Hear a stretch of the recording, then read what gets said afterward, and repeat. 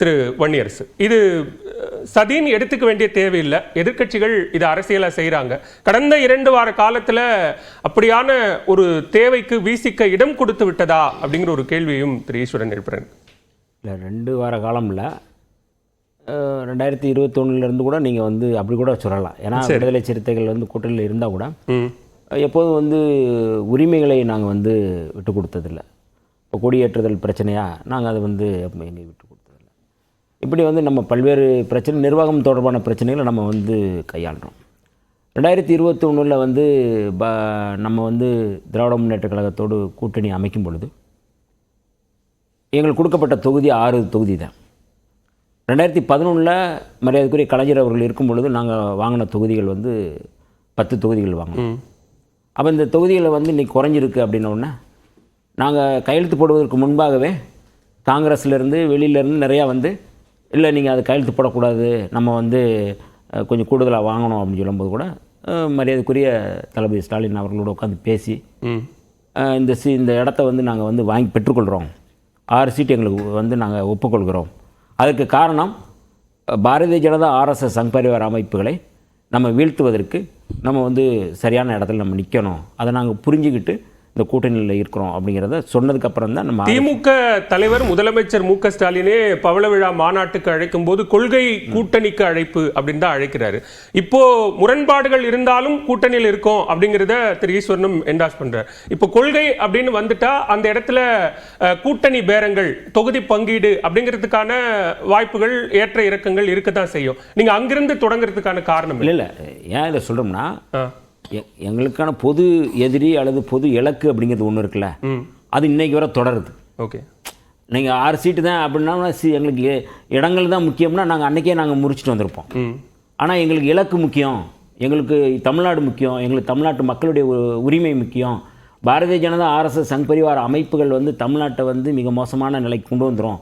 அப்போ இதை தடுத்து நிறுத்த வேண்டிய பொறுப்பு விடுதலை சிறுத்தைகளுக்கு முன்களத்தில் இருக்கிறோம் அப்படிங்கிற அடிப்படையில் நாங்கள் முன்னாடி உடனடியாக கையெழுத்து போட்டு வரோம். இன்னைக்கு வரை அதுதான் நாங்கள் தொடர்றோம்.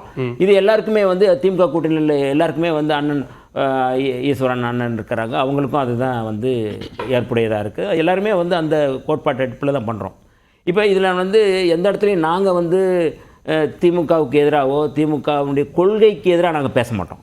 ஏன்னா திமுக கொள்கையும் விடுதலை சிறுத்தைகள் கொள்கையும் ஒன்று தான் அப்படிங்கிறத 2009 மரியாதைக்குரிய கலைஞர் அவர்கள் நாங்கள் அன்றைக்கி ஈழம் தொடர்பான இனப்படுகொலை நடந்துகிட்டு இருக்கும்போது நாங்கள் உண்ணாவிரதம் இருக்கும்பொழுது அது குறித்தெல்லாம் பேசியிருக்கிறார். அதில் பேசியிருக்கிறாரு.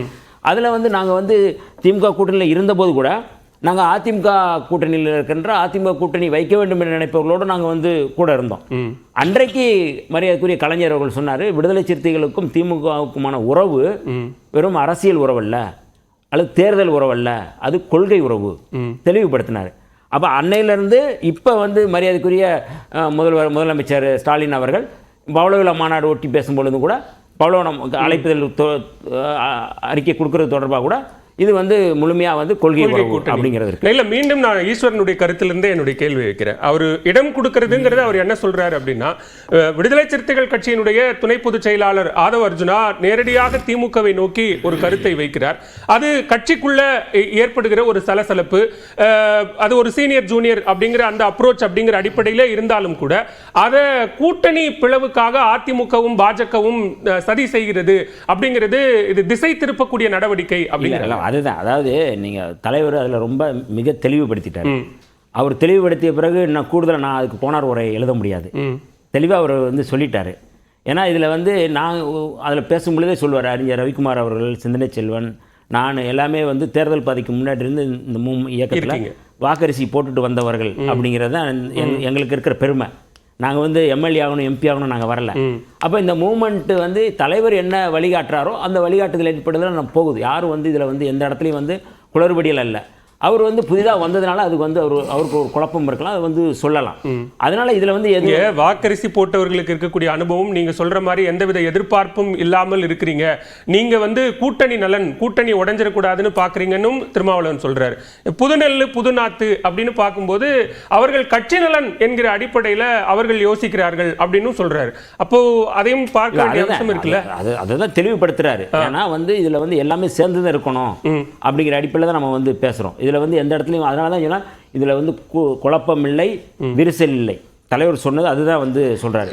இப்போ வந்து கூட்டணிக்குள்ள முரணில் வந்து மரியாதைக்குரிய அண்ணன் ஈஸ்வரன் அவர்கள் பேசும்பொழுது இந்த அருந்ததியர் உள்ஒதுக்கீடு தொடர்பாக சொன்னார். அதில் மட்டும் நான் விளக்கம் கொடுக்க விரும்புகிறேன். ஏன்னா 2009 இந்த உள்ஒதுக்கீடு தொடர்பான மசோதா கொண்டு வரும் பொழுது சட்டப்பேரவையில் அதை ஆதரித்த இயக்கம் விடுதலை சிறுத்தைகள் இயக்கம், அதை ஆதரித்து உரையாற்றியவர் வந்து அன்றைக்கு சட்டப்பேரவை உறுப்பினராக இருந்தவர் வந்து மரியாதைக்குரிய எங்களுடைய கட்சியினுடைய பொதுச்செயலாளர் அறிஞர் ரவிக்குமார் அவர்கள்.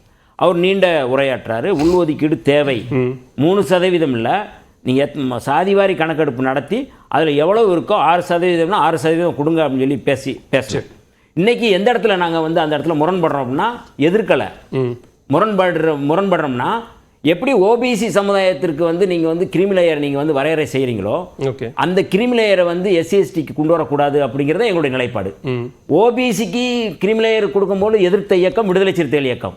ஆனால் தலித்துகளுக்கு கிரிமிலேயர் கொடுக்கும்போது ஓபிசி சமுதாயத்தை சேர்ந்தவர்கள், ஓபிசி தலைவர்கள் அமைதி காக்குறாங்க. ரெண்டுக்குமான டிஃப்ரெண்ட் பாருங்கள். நாங்கள் அங்கேயும் கிரிமிலேயரை எதிர்க்கிறோம். இதுதான் சமூக நீதி. அப்போ ஒரு சமூக நீதி தொடர்பான ஒரு புரிதல் இருக்கும்போது மட்டும்தான் இந்த இடத்துல நாங்கள் வந்து அடிப்படையில் நாங்கள் பேச முடியும். அப்போ இந்த கிரிமிலேயர் வந்து மரியாதைக்குரிய சந்திரசூட் அவருடைய தலைமையில் இந்த தீர்ப்பு சொல்கிறாங்க.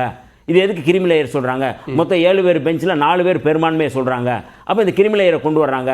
இதை வந்து நாங்கள் மட்டும் போடலை வழக்கு. இதை வழக்கு போட்ட இயக்கம் மகாராஷ்டிராவில், உத்தரப்பிரதேசத்தில் வந்து சமார் மகாசபை அமைப்பு தான் போடுறாங்க.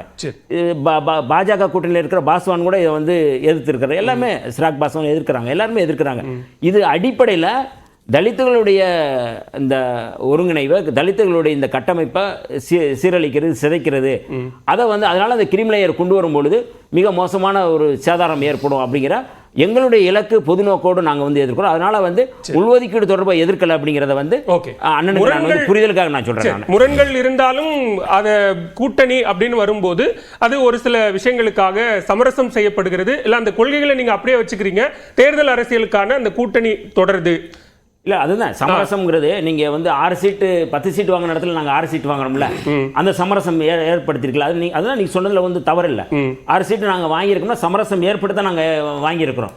இல்லை 10 சீட்டு தான் நீங்கள் கொடுக்கணும். எங்க 2011 10 சீட்டு கொடுத்தீங்க, இங்கே வந்து இப்போ வந்து 10 வருஷம் கழிச்சு திருப்பி 6 சீட்டில் குறைக்கிறீங்களே, இது என்னங்க நியாயம் அப்படின்னு சொல்லி கேட்டு நாங்கள் வந்து வெளியில் வந்தோம்னா நீங்கள் அப்போ பேசலாம்.